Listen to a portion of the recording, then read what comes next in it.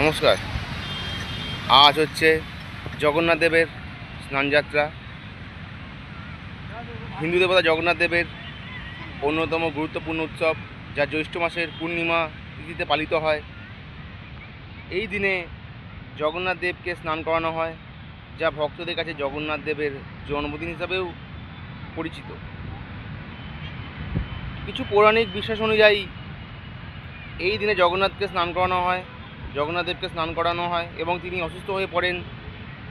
তাই এই সময় ভক্তরা তাকে দেখতে পান না। এটি অর্থাৎ স্নানযাত্রা রথযাত্রার প্রস্তুতি হিসেবেও গুরুত্বপূর্ণ। হিন্দু দেবতা জগন্নাথ দেবের অন্যতম গুরুত্বপূর্ণ উৎসব, যা জ্যৈষ্ঠ মাসের পূর্ণিমা তিথিতে পালিত হয়। এই নিয়ে জগন্নাথ দেবকে স্নান করানো হয়, যা ভক্তদের কাছে জগন্নাথ দেবের জন্মদিন হিসেবে পালিত হয় পরিচিতি।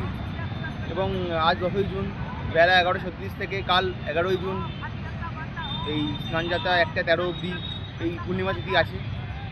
এবং পৌরাণিক বিশ্বাস অনুযায়ী এই দিনে জগন্নাথ দেবকে স্নান করানো হয়। তিনি অসুস্থ হয়ে পড়েন, তাই ভক্তরা তাকে দেখতে পারেন না। এইটি স্নানযাত্রা রথযাত্রার প্রস্তুতি হিসেবে গুরুত্বপূর্ণ। এবং আগামী 27 জুন রথযাত্রা। এই স্নানযাত্রায় প্রত্যেক বছরই এই জগন্নাথ দেবকে তথা বলরাম এবং সুভদ্রা দেবীকে এই স্নান করানো হয় এবং এটি রথযাত্রার পূর্বের প্রস্তুতি হিসেবে গণ্য করা হয়। উড়িষ্যার পুরীতে এটি সমারোহে পালিত হয়।